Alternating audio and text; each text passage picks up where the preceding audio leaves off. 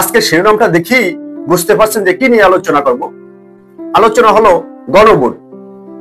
এই গণভোটকে কেন জগা খিচুড়ি গণভোট বলছি তার কারণটা হলো সংবিধান সংস্কারের 48টি প্রস্তাব দেওয়া হয়েছে জুলাই সনদে। 48টি বিষয়ে আপনি যদি ঐক্যমত পোষণ করেন তাহলে হা ভোট দিবেন, যদি ঐক্যমত পোষণ আপনি না করেন তাহলে না ভোট দিবেন। প্রশ্ন হলো কেউ যদি 24টা ঐক্যমত পোষণ করে আর 24টা সে ঐক্যমত পোষণ করে না তাহলে সে কি ভোট দিবে? অথবা 20টা ঐক্যমত হয়েছে তার 28টা হয় নাই, কিংবা 30টা হয়েছে 18টা হয় নাই, তাহলে সে কিভাবে ভোট দিবে?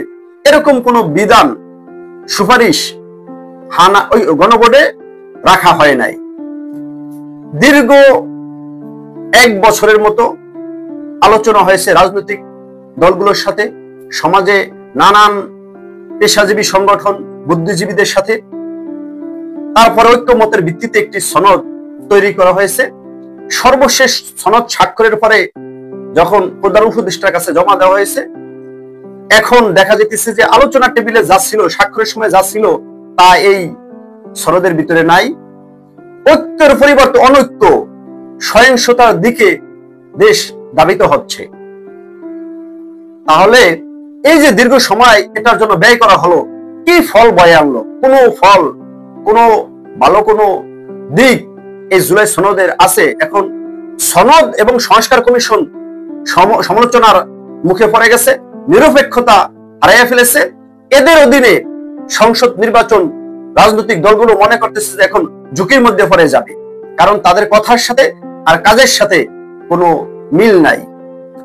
এজন্যই এই গণভোটকে জগা খিচুড়ি গণভোট বলেছি, যে তার চেয়ে হওয়ার চেয়ে গণভোট না হওয়া অনেক ভালো হবে। কারণ যে বিতর্ক শুরু হয়েছে, এই বিতর্কের চেয়ে জুলাই সনদ, এই সংস্কার কমিশন, ডক্টর ইউনূস তারা রেহাই পাবে যদি গণভোট না হয়। তাই হওয়ার চেয়ে না হওয়া গণভোট অনেক ভালো। আর যদি হয় তাহলে জাতীয় নির্বাচনের পরে সমস্ত দলগুলো ঐক্যমতের ভিত্তিতে কি কি উপরে গণভোট হবে সে বিষয়ে নির্ধারণ করে নির্বাচনের পরে ওই সংবিধান প্রয়োজনে সংস্কার করবে নির্বাচিত সরকার। গণভোট দিয়ে জনগণের রায় নিয়ে গণভোটের ভিত্তিতে তারা সংসদে এমপিদের উপস্থিতিতে, পার্লামেন্ট সদস্যদের উপস্থিতিতে গণভোটের রায় অনুযায়ী তারা সংবিধান সংস্কার করলে এটা নিয়ে ভবিষ্যতে আর কোনো বিতর্ক থাকবে না।